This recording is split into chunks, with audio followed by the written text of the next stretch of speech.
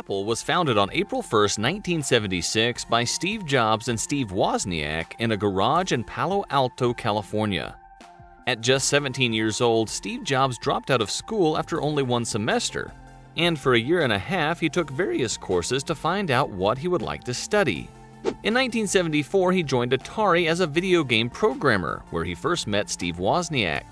At the same time, Steve decided to travel to India for 8 months to study Buddhism. After returning from his trip, Steve Jobs worked again for Atari to create a circuit board for the Breakout game.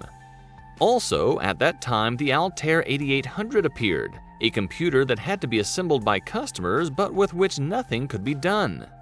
That was until Bill Gates and Paul Allen wrote the basic programming language so that rudimentary calculations could be made.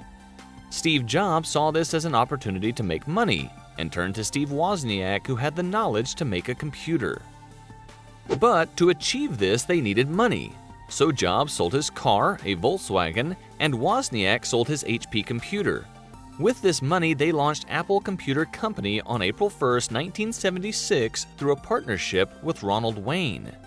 In this way, the three were able to create the Apple I computer that they sold for a year without a monitor, keyboard, or case, which have been included since 1977.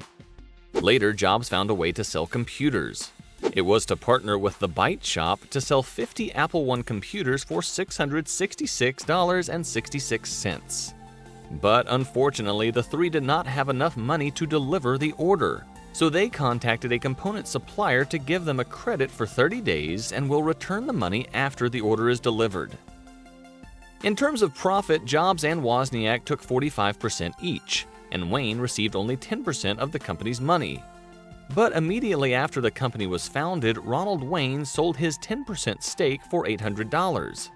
He was also the one who drew the first Apple logo and wrote the Apple I user manual. 1 year after its inception, Apple Inc. received the first investment, $92,000. Success was guaranteed, so the Apple II was launched along with its own monitor, open architecture, and colorful graphics. Apple II was very successful, so Apple III was not long in coming. It was launched in 1980 in collaboration with IBM. With each passing day, the founders of Apple became billionaires. Steve Jobs became increasingly convinced that the future belonged to computer-friendly graphical user interfaces. So in 1983, he launched the Apple Lisa, the first personal computer with a graphical interface. Subsequently, its commercialization proved to be a failure due to the high price and the limited number of applications. Steve Wozniak also left Apple in 1983, and then Jobs put John Sculley, president of PepsiCo, as CEO, hoping to grow the company. So in 1984, Apple launched the Macintosh 128K, which was successful, but then dropped dramatically due to the high price, low speed, and software limitations. A conflict ensued between Steve Jobs and John Sculley over the different vision, and Steve left the company in 1985 and founded Next with some of his employees. Jobs launched here the Next Step OS operating system, which was later bought by Apple for $430 million. At the time, Apple was on the verge of bankruptcy when Steve Jobs returned to lead the company as CEO in 1997. Since then, the company's fate has changed. They began development for new products, and in 1998 launched the iMac, which was sold in over 800,000 units in the first 5 months. In 2001, the first Apple stores were opened in Virginia and California. Mac OS X was launched. The portable product iPod was introduced on the market, and in 2003 they launched the first digital platform to sell music, iTunes, which is fast becoming the market leader. In 2007, Apple made the most profitable launch in its history, the iPhone, Apple's first touchscreen phone. Given the success of the iPhone, Apple launched in 2010 the iPad, the first tablet that could replace a computer.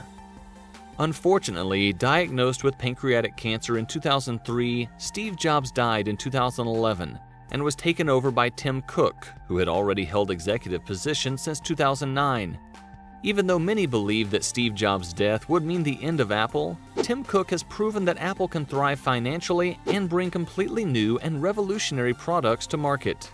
In 2011, he launched the Siri virtual assistant, and in 2015, he launched the Apple Watch. Right now, Apple is among the most valuable companies in the world. The company's net value at the end of 2020 was $65.34 billion, and its market capitalization is $2.08 trillion as of March 15, 2021.